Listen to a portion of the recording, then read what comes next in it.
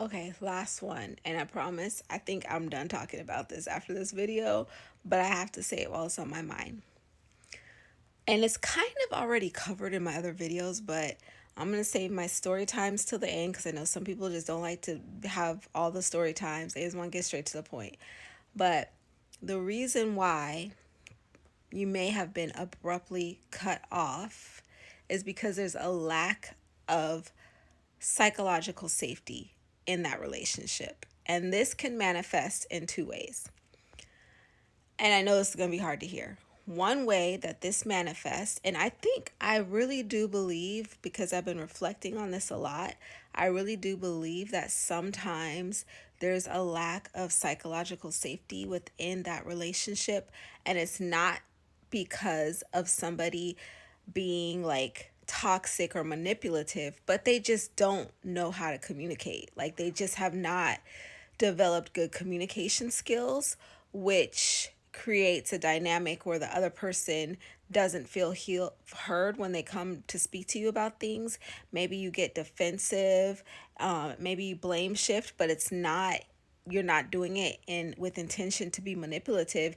It's just that you just don't know that you're doing it, and it creates a lack of safety and trust in that relationship. So when the person gets tired, they don't feel safe to come talk to you about that, and they just say that it's not worth it anymore, and they exit the relationship.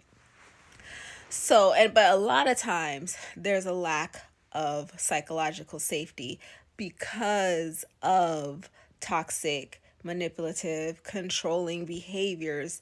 And when that's happening, it's kind of like, why am I going to have an exit conversation with you? It's going to be a draining conversation that's going to just, it's going to be a go nowhere situation. And when that comes into play, like, you're going to get yourself to safety. And if that means like I got to exit this situation and I'm not going to come have this conversation to exit, that's what it is. Okay, the other way that this shows up is the person who is ghosting you, they don't have, you don't have that psychological safety with them, and it has nothing to do with you. It has everything to do with them. That you are shining like a spotlight on their defects and their voids within them, and they have to get away from you. It's causing them to have some type of collapse. So they are going to ghost you, and they're not going to talk to you because they really have no reason. There's nothing you have done wrong.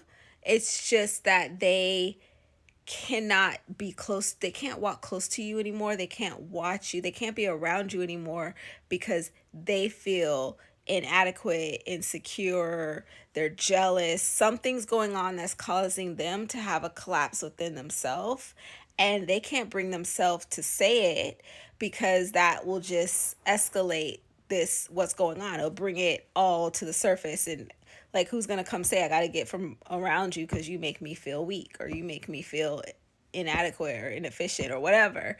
It's all about them, it's not you. But either way, it's a psychological safety thing, and you are making them feel psychologically unsafe because you're making them feel really bad about themselves. You're not doing it, but it's happening because of their proximity to you, and they're seeing your life and they're like maybe comparing or whatever against their life, and they just got to get far away or whatever, and they ghost you, and there's not going to be a conversation when that's the case.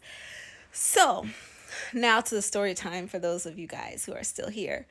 I have done a lot of work because I have, like I said, I've been on the ghosted side and I've been on the ghosting side. Like, I have done the exit those friendships without closure, just stop talking to the person. And I've gone back to try to look at my part and really evaluate my part in all of my previous friendships, like literally every single one of them that have failed, and make amends. And some of those people I was able to sit down and have conversations with. And some of those people, they didn't want to have anything to do with me. I get it. And some of those people, they just couldn't face me.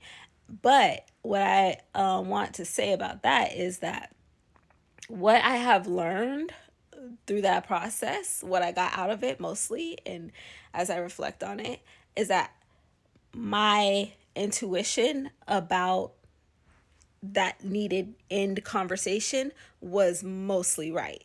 It was mostly right about if that would have been a safe conversation to have or not when I've decided not to have the conversation. And one more thing, because I noticed this too when I went back to reflect on some of these people who just like walked out of my life. And this can happen with your family, your friends, your intimate partners, paramours, whatever you want to call it. Was there jealousy? Because people who are jealous are just going to leave, they're just going to ghost you. And I've had that happen even with a guy that I was dating. Look at what was happening in your life around that time and what was going on in their life, and see if you could see a theme. Like, even a guy I was dating at this time, when my life started getting really better and I started getting my stuff together, they couldn't handle seeing me that way. And I got ghosted. I've had friend girls do that to me. I've had family do that to me. I have family right now who I am going to maintain relationship with because they're so close and important to me. But I am highly aware that our conversation and interaction is a little bit limited because they're having a hard time seeing me do well right now with myself. Some people cannot handle seeing you, being around you when you're healthy, when your life is going well and you're healthy. It's hard for them, especially if theirs isn't. And you look at how you met them, where you met them at, and where they left you at. And that can give you a lot of information too. So I hope this helps. I'm tired, going to sleep now. Good night. Bye.